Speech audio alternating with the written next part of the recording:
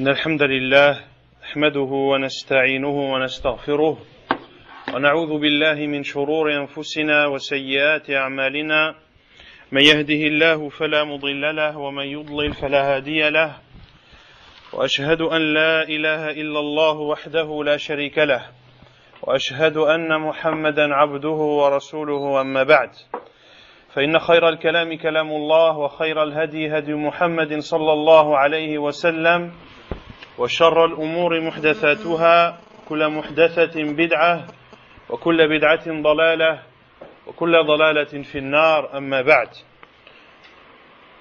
Donc le titre de cette conférence porte sur le fait de s'accrocher à l'islam, de s'accrocher fermement à la religion d'Allah subhanahu wa ta'ala.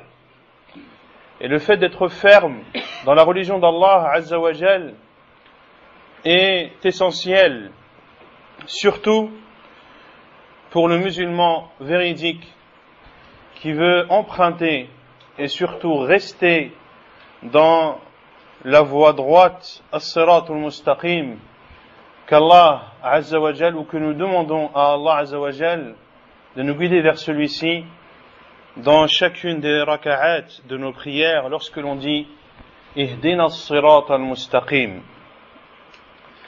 Et parce que la civilisation dans laquelle l'on vit est une civilisation pleine de désirs, pleine de passion, pleine d'ambiguïté, au point que celui qui s'accroche à sa religion est un étranger. Le prophète alayhi salatu wassalam nous le dit: بدأ الإسلام غريبا وسيعود غريبا كما بدأ فطوبى للغرباء. L'islam a commencé étrange et il redeviendra étrange comme il a été étrange auparavant. طوبى للغرباء. Et le prophète sallallahu alayhi wa sallam promet cette récompense qui est un arbre au paradis, comme cela est rapporté dans le Sahih de l'imam Muslim. Un arbre au paradis sera donné à ces étrangers. Il est devenu difficile maintenant de s'accrocher à la religion. Et encore une fois, le prophète alayhi salatu wassalam nous en a informé lorsqu'il dit alayhi salatu wassalam: Al-qabidu ala dinihi kal-qabidi ala al-jamr, que celui qui s'accrochera à sa religion sera comparable à celui qui saisit fortement une braise dans sa main.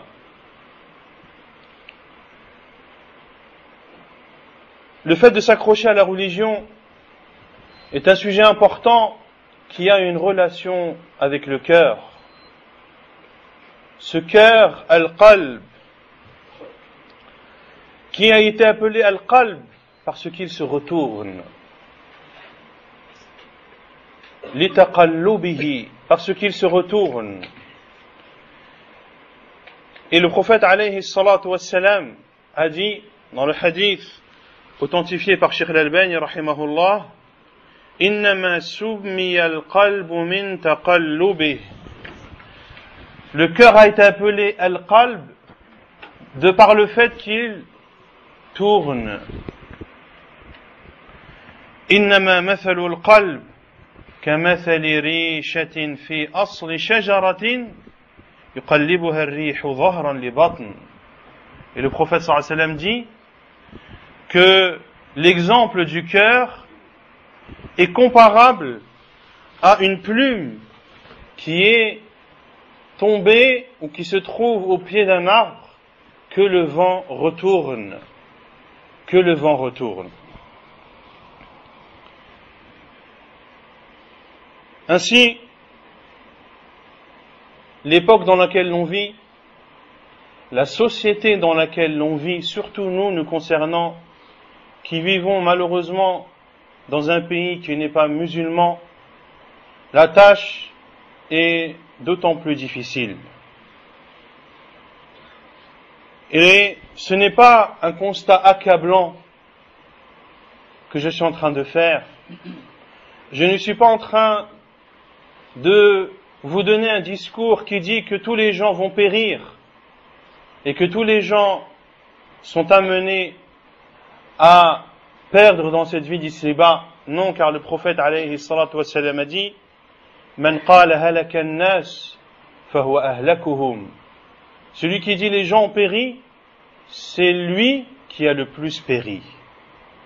Mais le prophète alayhi salatu wassalam dit, comme le rapporte Anas ibn Malik radiyallahu anhu, lorsqu'il dit Ala uhaddithukum hadithan sami'tuhu min Rasulillah sallallahu alayhi wa sallam la yuhaddithukum ahadun ba'di. Voulez-vous que je vous dise des paroles du prophète sallallahu alayhi wa sallam que personne d'autre après moi pourra vous rapporter? Je l'ai entendu dire, Inna min ashrat as-sa'a, fait partie des signes de la fin de l'heure, an yurfa' al-ilm, que la science soit levée, wa yadhhar al-jahl, que l'ignorance apparaisse et se propage, wa yafshu az-zina, que l'adultère se diffuse, wa yushrabu al-khamr, et que le vin soit bu, et que les hommes seront peu par rapport aux femmes, au point qu'il y aura pour 50 femmes un seul homme. Dans ce hadith, le prophète sallallahu alayhi wa sallam nous montre qu'il y aura un temps dans lequel les situations seront difficiles, dans laquelle les péchés seront partout. Et il dit aussi alayhi salatu wassalam, ma min ayyamin illa walladhi ba'dahu sharrun minhu. Il n'y a pas un jour sans que le jour qui ne le suive soit pire que l'autre. Sans que le jour qui suive soit pire que le jour précédent. Donc plus les jours avancent, chers musulmans et musulmanes, et plus la situation se dégradera, et plus il sera difficile de s'accrocher à sa religion. Ainsi, des rappels sur ce sujet sont d'une vitalité importante. Une société, comme je l'ai dit, pleine d'ambiguïté et pleine de passion. Une société dans laquelle celui qui s'accroche à l'islam est victime de moqueries. Il est sans cesse en train de recevoir des reproches, et la plupart du temps des membres de sa famille. Une société dans laquelle il y a un dialogue qui essaye de s'instaurer entre les différentes religions, ce qui accroît les ambiguïtés. Et quant au dialogue avec les religions, concernant l'islam, il n'y a pas de dialogue avec les autres religions. Allah Azza wa Jalla dit قل تعالوا قل يا أهل الكتاب تعالوا إلى كلمة سواء بيننا وبينكم ألا نعبد إلا الله ولا نشرك به شيئا. Le seul terrain d'entente qu'il y a entre l'islam et les autres religions, c'est que les autres religions disent La ilaha illallah Muhammadur Rasulullah. Comme l'a dit Allah Azza wa Jalla, dit, ô vous les gens du livre, venez à une parole commune entre vous et nous, de n'adorer qu'Allah et de ne lui prendre aucun associé. Une société dans laquelle les communautés et les différents pays s'acharnent sur l'islam et attaquent l'islam de toutes parts. Et les exemples sont extrêmement nombreux. Soit les musulmans sont attaqués physiquement en envahissant leur pays, soit ce sont les emblèmes de leur religion qui sont attaqués. Et la France est l'un des pays les plus hostiles à ce sujet. Vous avez vu la guerre contre le hijab, la guerre contre les soi-disant écoles coraniques qui forment des terroristes prêts à s'exploser d'une minute à l'autre. On empêche les musulmans de sacrifier les moutons le jour de l'Eid. On critique les musulmans parce qu'ils prient dans les rues. Et de l'autre côté, on leur met les bâtons dans les roues pour les empêcher de construire leur mosquée.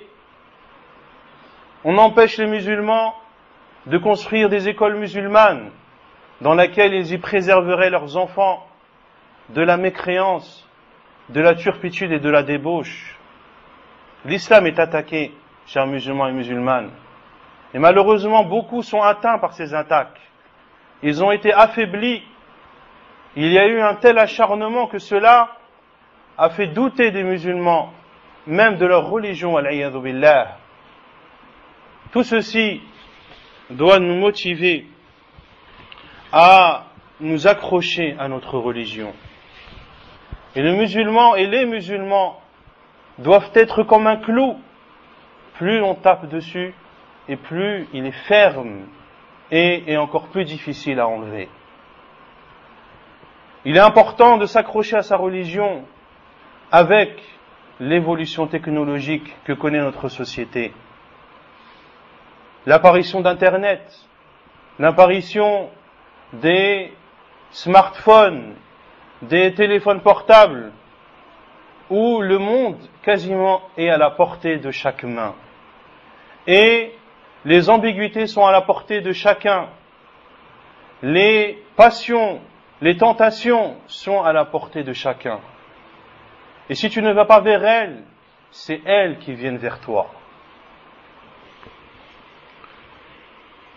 Il est important aussi de s'accrocher à sa religion, car certains sont dupés en pensant qu'ils sont bien dans la religion, qu'ils accomplissent leurs prières, etc., etc., et ils se sentent à l'abri d'un dérapage. Et ceci est une des ruses du diable.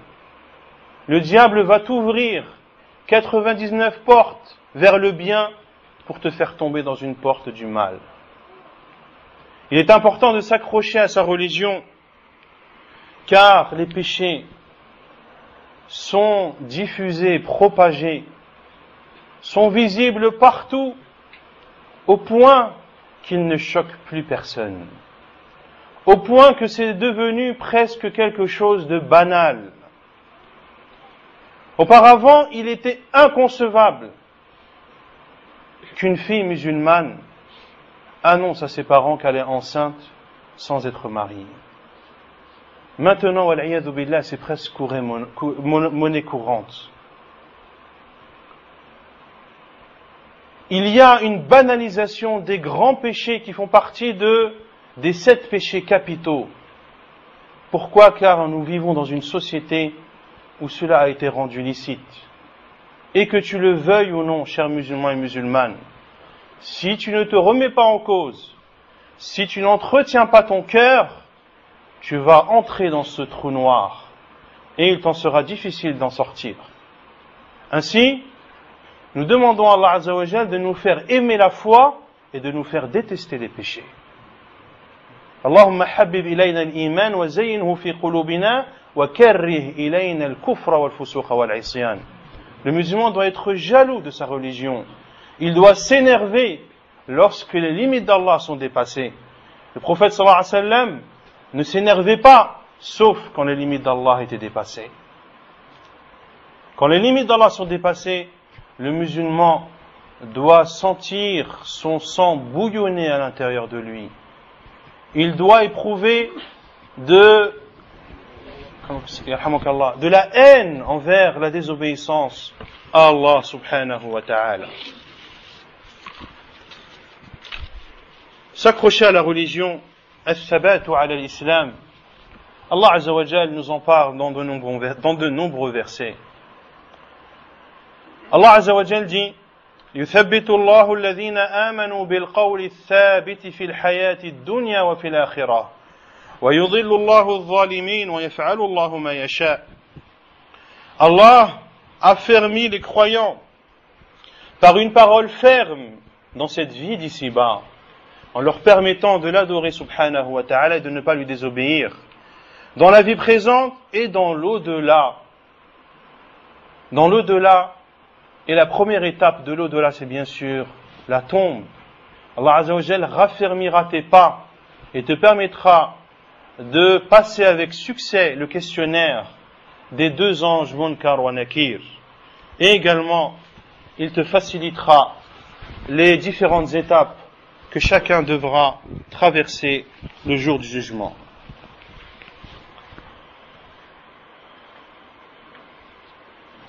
Le deuxième verset dans lequel Allah Azza wa Jal parle du fait de s'accrocher à la religion, et lorsqu'il s'est adressé à son envoyé Muhammad sallallahu alayhi wa sallam, dans Surat Al-Isra, Allah Azza wa Jal dit وَلَوْلَا أَن ثَبَّتْنَاكَ لَقَدْ كِدْتَ تَرْكَنُ إِلَيْهِمْ شَيْئًا قَلِيلًا.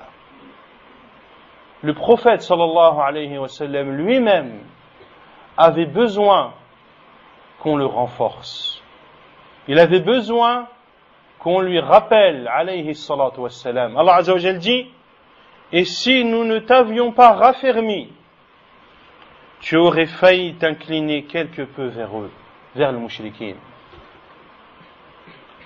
Allah Azza wa Jal dit également: Ya ayyuhalladhina amanu in tansurullaha yansurkum wa yuthabbit aqdamakum. Ô vous qui avez cru, si vous faites triompher Allah, Allah vous fera triompher et il raffermira vos pas. Il raffermira vos pas. Si tu veux être raffermi, si tu veux t'accrocher à la religion d'Allah Azza wa Jal, fais triompher Allah. Comment faire triompher Allah? En appliquant ses ordres et en délaissant ses interdits. Allah Azza wa Jal a raffermi son prophète sallallahu alayhi wa sallam en faisant révéler au prophète alayhi salatu wa sallam le Coran en plusieurs étapes. La prophétie du prophète sallallahu alayhi wa sallam a duré 23 années. Et durant ces 23 années, le Coran n'a cessé de descendre. N'a cessé d'être révélé au prophète sallallahu alayhi wa sallam pour soutenir et pour raffermir le prophète sallallahu alayhi wa sallam devant les différentes étapes ou devant les différents obstacles auxquels il a dû faire face alayhi salatu wassalam. Allah Azza wa Jal dit: وقال الذين كفروا لولا نزل عليه القرآن جملة واحدة كذلك لنثبت به فؤادك ورتلناه ترتيلا. Il dit Azza wa Jal selon le sens: et ceux qui ne croient pas disent: pourquoi n'a-t-on pas fait descendre sur lui le Coran en une seule fois? Allah Azza wa Jalla a répondu: nous l'avons révélé ainsi, c'est-à-dire en plusieurs étapes, pour raffermir ton cœur. Et nous l'avons récité soigneusement. Allah Azza wa Jalla dit également: وَكُلًّا نَقُصُّ عَلَيْكَ مِنْ أَنْبَاءِ الرُّسُلِ مَا نُثَبِّتَ بِهِ فُؤَادَكَ وَجَاءَكَ فِي هَذِهِ الْحَقِّ وَمَوْعِظَةٌ وَذِكْرَى لِلْمُؤْمِنِينَ. Il dit Azza wa Jal: et tous ceux que nous te racontons des récits des messagers. Dans Surat Hud, entre autres, Allah Azza wa Jal cite l'histoire de Hud, l'histoire de Salih, l'histoire de Nuh, l'histoire de Shu'aib, l'histoire de Lot, alayhimus salam. Dans quel but? Où l'un des buts est de raffermir le prophète alayhi salatu wassalam, pour qu'il sache ce que les prophètes avant lui ont enduré avec leur peuple, pour le raffermir dans son appel à l'islam. Allah Azza wa Jal dit: et tout ce que nous te racontons des récits des messagers, c'est pour en raffermir ton cœur. Et de ceci, c'est-à-dire de Surat Hud, est venue la vérité, ainsi qu'une exhortation et un rappel pour les croyants.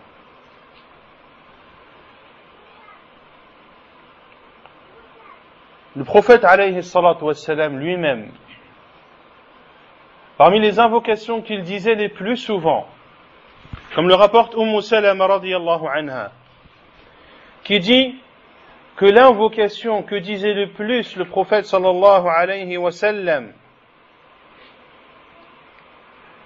était Allahumma ya muqallib al-qulub thabbit qalbi ala dinik. Ô toi qui retournes les cœurs, raffermis mon cœur dans ta religion. Et Salama radiyallahu anha a dit فقلت يا رسول الله ما أكثر دعاءك يا مقلب القلوب ثبت قلبي على دينك قال يا سلمة إنه ليس آدمي إلا وقلبه بين أصبعين من أصابع الله. Elle a dit, ô envoyé d'Allah, tu dis beaucoup cette invocation, ô celui qui retourne les cœurs, affermis mon cœur dans ta religion. Le prophète sallallahu alayhi wa sallam a dit, ô Salama, il n'y a pas un fils d'Adam sans que son cœur soit entre deux doigts, des doigts d'Allah azza wa jal. Il les retourne comme il veut.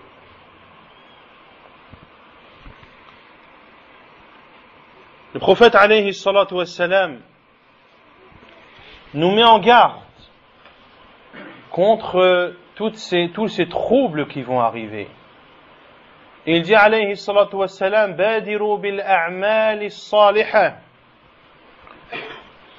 fitanan كقطع الليل المظلم يصبح الرجل مؤمنا ويمسي كافرا ويمسي مؤمنا ويصبح كافرا يبيع دينه بغرض من الدنيا قليل.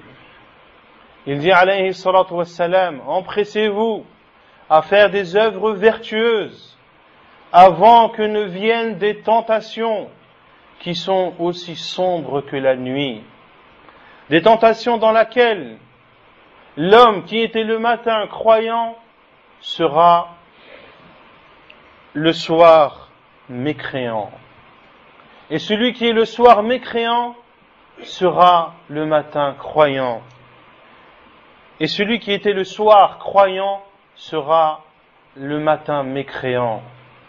Il vendra sa religion pour des choses futiles de cette vie d'ici-bas. Il vendra sa religion pour des choses futiles de cette vie d'ici-bas. Wal-'iyadhu billah. Et je crains, wallahu a'lam, que nous sommes arrivés dans cette époque où maintenant pour rien les gens délaissent leur religion.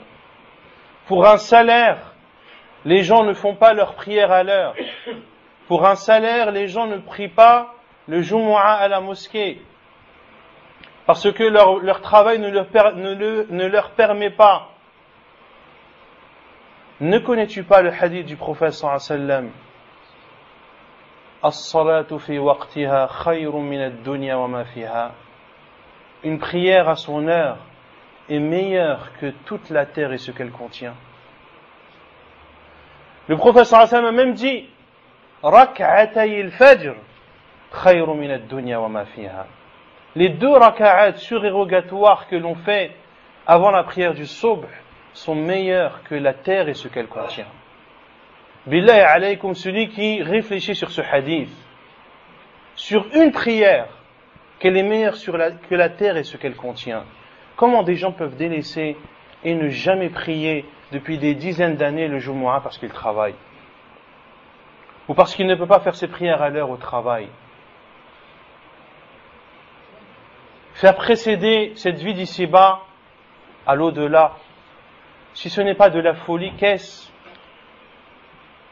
Où est la confiance en Allah Azza wa Jal?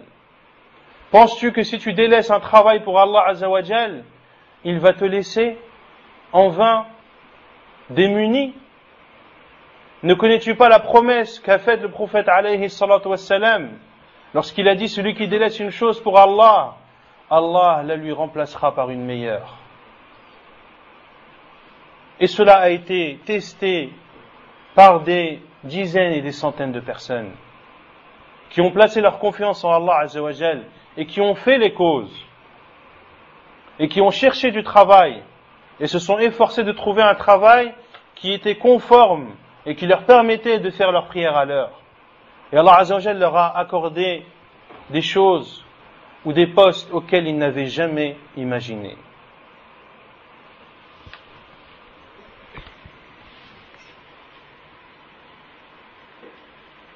Celui également qui médite la parole du prophète alayhi salatu wassalam, qui est une parole contenant quelques mots, mais qui veulent tout dire. Et ceci est une des spécificités du prophète sallallahu alayhi wa sallam. Utiya jawami'ul kalim. Le prophète sallallahu alayhi wa sallam avait cette faculté, ce don, de ne dire que quelques mots qui renferment des sens immenses. Il dit alayhi salatu wassalam,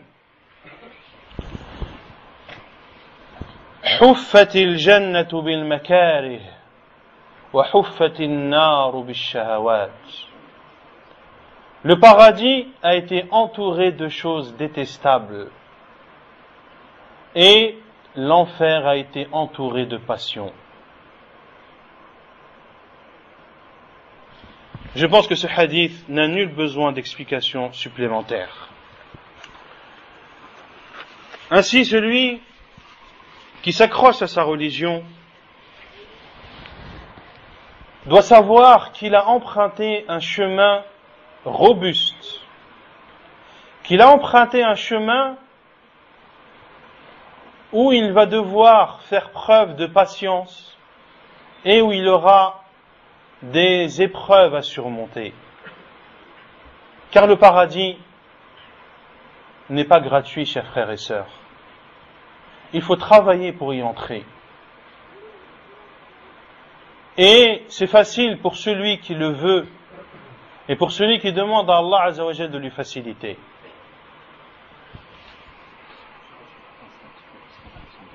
Non. On demande aux frères de vous avancer, Inch'Allah, car malheureusement il y a des personnes dehors.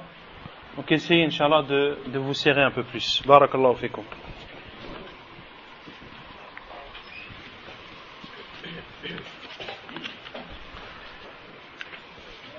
Quels sont les moyens, après avoir vu l'importance de s'accrocher à la religion et le besoin de s'accrocher à la religion, quels sont les moyens qui permettent aux musulmans et à la musulmane de s'accrocher à la religion?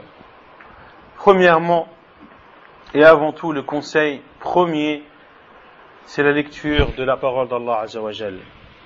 La lecture du Coran. De lire le Coran en comprenant les sens, car c'est la parole d'Allah subhanahu wa ta'ala. Et de mettre en pratique ce Coran, comme l'a dit Aïcha radiallahu anha, concernant le prophète alayhi salatu wassalam, que son comportement était le Coran. C'est-à-dire que le prophète sallallahu alayhi wa sallam a fait du Coran ou a pris le Coran comme un guide de sa vie de tous les jours. Et le Coran permet à la fois d'augmenter, d'être ancré dans ce cœur, permet d'éteindre le feu des tentations, que ce soit les ambiguïtés ou les passions. Le deuxième conseil, c'est l'évocation d'Allah Azza wa Jal. Cette chose envers laquelle malheureusement beaucoup de musulmans sont insouciants. Ils ne prononcent pas assez et n'évoquent pas le nom d'Allah subhanahu wa ta'ala. D'évoquer le nom d'Allah Azza wa Jal est une des causes qui te permet d'être ferme et de raffermir tes pas en islam. Allah Azza wa Jal a dit dans Surat Al-Anfal, Ya ayyuhalladhina amanu, idha laqitum fi'atan fathbutu. Ô vous qui avez cru, lorsque vous rencontrez une troupe ennemie, c'est-à-dire pendant la guerre, fathbutu, soyez fermes. Et qu'est-ce qu'Allah Azza wa Jalla dit? فاثبتوا واذكروا الله. يا أيها الذين آمنوا إذا لقيتم فئة فاثبتوا واذكروا الله لعلكم تفلحون. Soyez fermes et évoquez le nom d'Allah, ainsi vous connaîtrez la victoire. En pleine guerre, évoquez le nom d'Allah Azza wa Jal. Et le hadith, ou l'un des hadiths les plus explicites, qui montre les mérites innombrables du fait d'évoquer le nom d'Allah, de dire Subhanallah, walhamdulillah, wa la ilaha illallah, wallahu akbar, Subhanallah wa bihamdih, Subhanallah al-azim, et toutes les autres formules par lesquelles tu te rappelles ton Seigneur et que nous a enseigné le prophète sallallahu alayhi wa sallam. Il dit alayhi salatu wa salam, dans le hadith d'Abu Darda radiyallahu anhu, ألا أخبركم بخير أعمالكم وأزكاها عند مليككم وأرفعها في درجاتكم وخير لكم من إنفاق الذهب والفضة وخير لكم من أن تلقوا عدوكم فتضربوا أعناقهم ويضربوا أعناقكم قالوا بلى يا رسول الله قال ذكر الله. Il dit alayhi salatu wassalam, voulez-vous que je vous informe des meilleurs de vos actes, de ceux qui sont les plus aimés auprès d'Allah, ceux qui vous élèveront le plus en degré, les actes. Voulez-vous que je vous informe de ce qui est meilleur que de donner en aumône de l'argent et de l'or, que ce qui est meilleur que de combattre votre ennemi et qu'il frappe votre cou et que vous frappez leur cou? Ils ont dit, bien sûr, ô envoyé d'Allah, quelle est cette chose qui est meilleure que tout cela? Il a dit, alayhi salatu wassalam, dhikrullah, l'évocation d'Allah. L'évocation d'Allah Azza wa Jal a un effet sur le musulman que beaucoup négligent. Lorsque Fatima radiyallahu anha et Ali radiyallahu anhu lorsque Fatima radiyallahu anha a demandé au prophète sallallahu alayhi wa sallam de lui trouver une aide ménagère, qui l'aide dans ses tâches de la maison, le prophète sallallahu alayhi wa sallam lui a dit, veux-tu que je t'enseigne ce qui est meilleur qu'une aide ménagère? Subhanallah wa bihamdihi, Subhanallah al-azim. De dire Subhanallah 33 fois, Alhamdulillah 33 fois, et Allahu Akbar 33 fois. Cela est meilleur pour toi qu'une aide ménagère. Cela est meilleur pour toi qu'une femme de ménage. Car l'évocation d'Allah Azza wa Jal renforce physiquement le corps humain. Il entretient le cœur, mais renforce le corps également. Le troisième moyen qui permet de se raffermir dans la religion et de s'y accrocher, c'est l'apprentissage de la science juridique, de la science islamique, de la science du livre d'Allah et de la sunna du prophète sallallahu alayhi wa sallam. C'est ce qui va te sauver, chers musulmans et musulmanes. Et il t'est obligatoire de connaître les bases de ta religion. Comme l'a dit le prophète sallallahu alayhi wa sallam, talabul ilmi faridatun ala kulli muslim.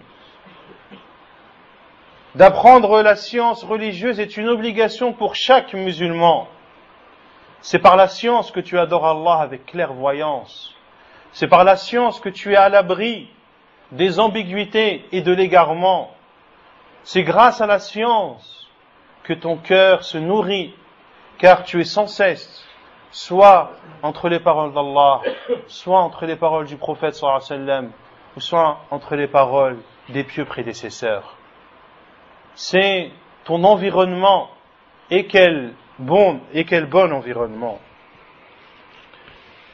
Le quatrième moyen qui va te permettre de t'accrocher à ta religion, chers musulmans et musulmanes, c'est de suivre la voie droite, de suivre la voie droite que doit emprunter chaque musulman, qui est la voie des gens de la sunna, des gens du hadith, des gens du groupe sauvé, des gens qui ont suivi la voie des salafs, des pieux prédécesseurs. C'est en empruntant cette voie que tu seras à l'abri de tout égarement et que tu resteras ferme dans ta religion et que tu mettras en pratique l'islam pur, l'islam saint, l'islam authentique, comme il était au temps du prophète sallallahu alayhi wa sallam. Ainsi, si tu veux la félicité et si tu veux la réussite, emprunte la voie qui t'y emmène. ترجو النجاة ولم تسلك مسالكها إن السفينة لا تجري على اليبس. Tu veux être sauvé alors que tu n'empruntes pas le chemin qui te sauve. Le bateau ne navigue pas dans une terre sèche. Le bateau ne navigue pas dans une terre sèche. Tu veux être sauvé, emprunte la seule voie que nous a tracée le prophète sallallahu alayhi wa sallam. Également, ce qui te permet de t'accrocher à ta religion, c'est de faire perdurer les actes vertueux. Les meilleurs actes sont ceux qui sont peu, mais permanents. Ceux qui sont en petite quantité, mais permanents. Comme l'a dit le prophète sallallahu alayhi wa sallam, ahabbul a'mali ila Allah adwamuha wa in qall. Les actes les plus aimés chez Allah sont ceux que tu fais de façon régulière, même si elles sont en petite quantité. Car ces adorations sont comme un carburant pour ton cœur. C'est comme ça que tu nourris ton cœur. C'est comme ça que tu augmentes ta foi. Car ta foi, chers musulmans et musulmanes, augmente en adorant Allah, en faisant des bonnes actions, et ta foi diminue en désobéissant à Allah subhanahu wa ta'ala. Le sixième moyen qui va te permettre de t'accrocher à ta religion, c'est de lire les histoires des prophètes et des pieux prédécesseurs. De revenir à l'histoire pour constater ce que des personnes comme toi, qui ont une bouche, 2 yeux, 2 oreilles, 2 mains et 2 pieds, ont pu faire comme exploit, et les étapes et les épreuves qu'ils ont surmontées, et le courage qu'ils ont fourni pour rester dans cette religion et pour persister dans la vérité. Des personnes qui étaient comme des rochers sur lesquels s'écrase l'ensemble des ambiguïtés et des passions. Ceci te renforcera, te donnera des exemples à suivre et te rendra la tâche moins difficile. Car lorsque tu sais que des personnes l'ont fait avant toi, il n'y a pas de raison, bi'iznillah, que toi aussi tu n'y arrives pas. Et dans le Coran, ces histoires sont nombreuses. Ibrahim alayhi salam, qu'est-ce qu'ils ont fait de lui? قالوا حرقوه وانصروا آلهتكم إن كنتم فاعلين قلنا يا نار كوني بردا وسلاما على إبراهيم. Ibrahim alayhi salam a combattu le polythéisme au point que son peuple les jetait dans le feu. Ils dirent, brûlez-le, secourez vos divinités, si vous voulez faire quelque chose pour elles. Et Allah Azza wa Jal dit, ô feu, sois pour Ibrahim fraîcheur et salut. Sois pour Ibrahim fraîcheur et salut. Ils voulaient ruser contre lui. Allah Azza wa Jal dit, mais ce sont eux que nous rendîmes les grands perdants. Moussa alayhi salam, Allah Azza wa Jal dit فلما تراءى الجمعان قال أصحاب موسى إنا لمدركون قال كلا إن معي ربي سيهدين. Et lorsque les deux parties se virent, lorsque Moussa et son peuple ont fui Pharaon qui était à leur poursuite, et lorsqu'ils se sont trouvés en face de cet océan et l'armée de Pharaon derrière eux, lorsqu'ils se sont vus, ils ont dit nous allons être rejoints. Qu'est-ce qu'a dit Moussa alayhi salam? Jamais, car mon Seigneur va me guider. Restez fermes dans la religion, comme sont restés fermes les sorciers de Pharaon lorsque la vérité leur est apparue. Allah Azza wa Jal dit قال آمنتم له قبل أن آذن لكم. Pharaon, après que les sorciers qu'il avait amenés ont vu la vérité émanant de Moussa alayhi salam et qu'ils ont cru, قالوا آمنا برب موسى وهارون. Et lorsqu'ils ont dit nous croyons au Seigneur de Moussa et de Haroun, Pharaon leur a dit avez-vous cru en lui avant que je ne vous y autorise? إنه لكبيركم الذي علمكم السحر. C'est lui votre chef qui vous a enseigné la magie. فلأقطعن أيديكم وأرجلكم من خلاف ولأصلبنكم في جذوع النخل ولتعلمن أينا أشد عذابا وأبقى.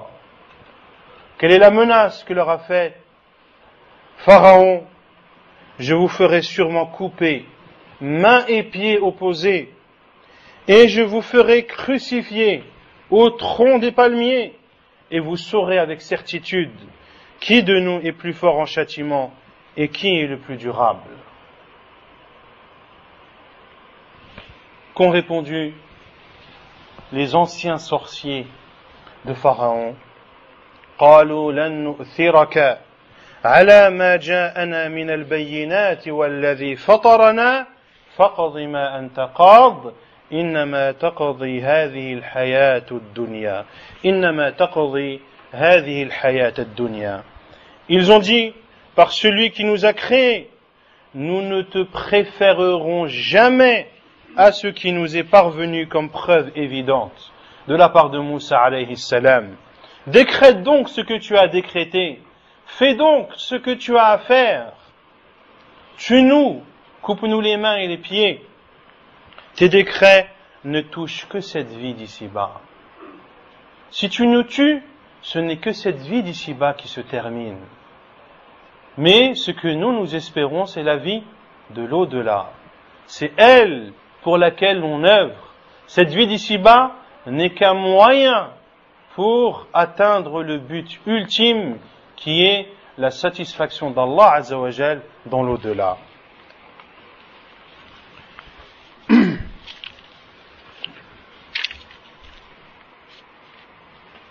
Ammar ibn Yasir radiyallahu anhu et sa famille, lorsque les polythéistes de Quraysh ont appris leur islam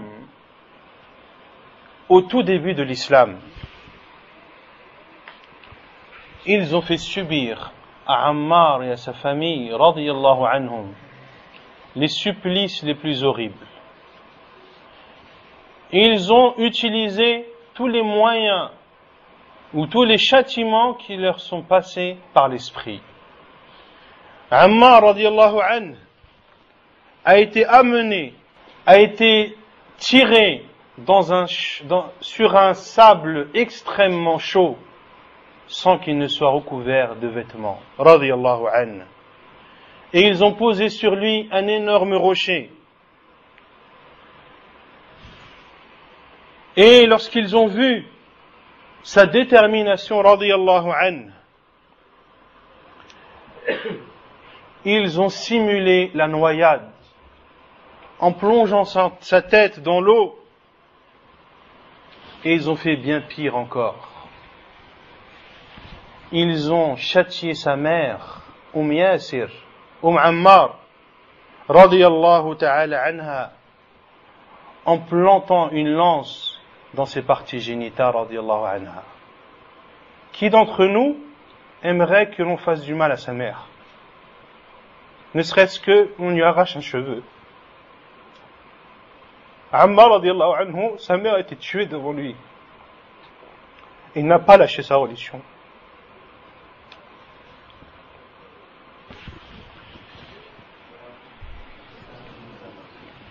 Il savait que tout cela était pour l'islam et qu'il devait persister.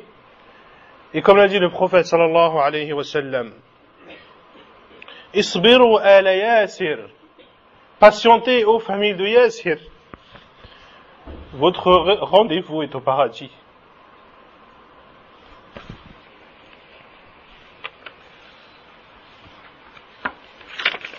Bilal radiyallahu anhu, vous connaissez tous son histoire. Il a été châtié. On a posé sur lui un énorme rocher en lui demandant de ne pas croire en Muhammad sallallahu alayhi wa sallam. Et en demandant d'adorer Allah et Al-Uzza. Il n'a pas cédé à ces châtiments horribles. Il s'est accroché à la religion d'Allah Azza wa Jal. Et Allah subhanahu wa ta'ala l'a libéré par l'intermédiaire d'Abu Bakr radiyallahu anhu.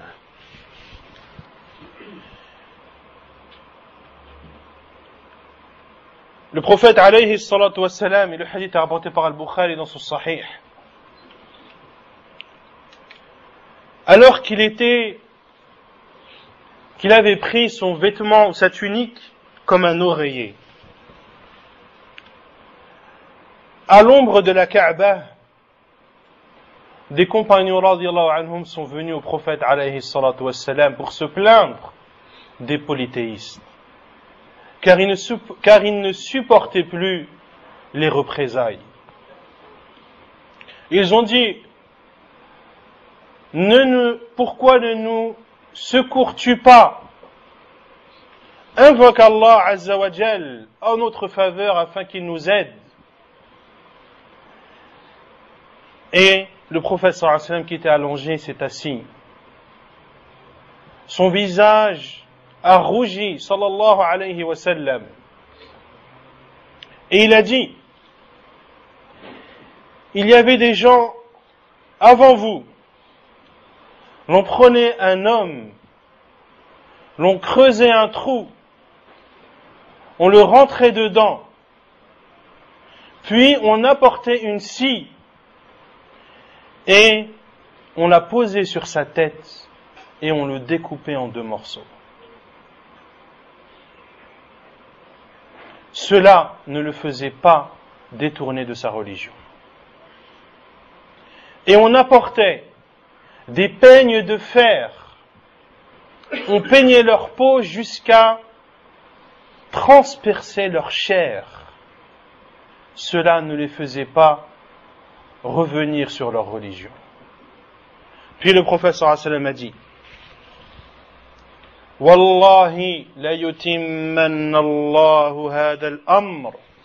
Par Allah, Allah va faire triompher cette religion jusqu'à ce que le cavalier parte de San'a à Hadramout, qui sont les 2 extrêmes du Yémen, en n'ayant peur que d'Allah et en n'ayant peur pour ses brebis que du loup. Ici, le prophète sallallahu alayhi wa sallam voulait dire à ses compagnons qu'il va y avoir un temps où vous serez en sécurité, où vous pourrez parcourir de longues distances sans craindre pour votre religion.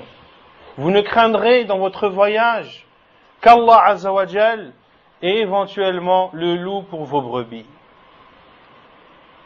Puis le prophète sallallahu alayhi wa sallam a dit: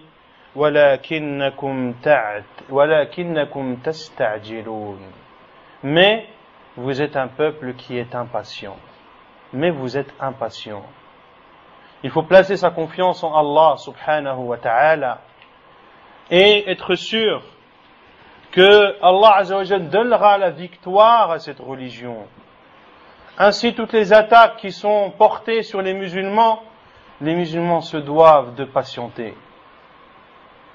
Les musulmans se doivent de patienter, craindre Allah Azza wa Jal et mettre en œuvre toutes les causes que l'on a précédemment citées. Et tout cela, bi'idhnillah, se terminera. Et la victoire et la suprématie sera à l'islam, comme l'a dit le prophète sallallahu alayhi wa sallam. Qu'il n'y aura pas une maison, en campagne ou en ville, sans que cette religion n'y entre. Bi'izzi azizin, ou bidhulli dhalil. Par la force du fort, ou par la faiblesse du faible. Izzan yu'izzu Allahu bihi l'islam, wa dhullan yudhillu bihi shirk. Une force par laquelle Allah Azza wa Jal renforcera l'islam, et une faiblesse par laquelle Allah Azza wa Jal affaiblira la mécréance. Et je terminerai par le dernier exemple. Parmi les imams de la Sunna, l'imam Ahmad, rahimahullah ta'ala, sur lequel l'imam Ibn al-Madini, rahimahullah, a dit أعز الله الدين بالصديق يوم الردة وبأحمد يوم المحنة. L'imam Ali ibn al-Madini, rahimahullah, a dit qu'Allah a renforcé l'islam par Abu Bakr as-Siddiq le jour où ces personnes ont renié l'islam et ont refusé de donner la zakat.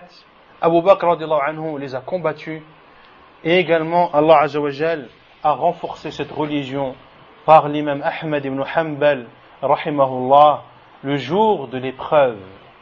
Quelle est cette épreuve? Cette épreuve qui est que Al-Ma'moun, le roi à l'époque, avait comme croyance que le Coran n'était pas la parole d'Allah, mais que c'était une chose créée. Et il a tué beaucoup de savants, et il a châtié beaucoup de savants pour qu'ils disent sa parole. Et l'un des rares à ne pas avoir succombé et à ne pas avoir cédé à cette forte pression, c'est l'imam Ahmad ibn Hanbal rahimahullah ta'ala. Lorsqu'il a été apporté devant le Ma'moun et qu'on lui a dit d'attester que le Coran est créé, il a refusé rahimahullah. Il a été frappé jusqu'à avoir perdu connaissance. Il a été fouetté jusqu'à ce que sa peau s'en soit amollie. Puis, ils l'ont entouré dans un tapis et l'ont piétiné, rahimahullah. Et lorsque le Ma'moun est décédé, Al-Wathiq, son fils, qui a pris la relève, a fait de même. Et l'imam Ahmad, rahimahullah, n'a pas cédé. Il s'est accroché à la vérité. Et, par sa cause, Allah Azza wa Jalla a donné la victoire à l'imam Ahmad et aux gens de la Sunna, ceux qui se sont conformés au livre d'Allah et à la Sunna du prophète sallallahu alayhi wa sallam. Il ne faut donc pas désespérer, il faut avoir la certitude qu'Allah Azza wa Jalla donnera la suprématie à cette religion, n'en déplaise à quiconque. N'en déplaise à quiconque. Et je terminerai en demandant à Allah Azza wa Jalla de nous raffermir dans sa religion et de nous préserver de l'égarement. Allahumma ya muqallib al-qulub thabbit qulubana ala dinik. Allahumma ya muqallib al-qulub thabbit qulubana ala ta'atik. Wa sallallahu wa sallam wa baraka ala nabiyyina Muhammad wa ala alihi wa sahbihi ajma'in. Wa akhiru da'wana anil hamdulillahi rabbil alamin. Wa barakallahu fiikum ala husni istima'ikum. Donc je vous remercie pour votre attention et pour votre patience, car j'ai largement dépassé le temps qui m'était accordé. Wa barakallahu fikum.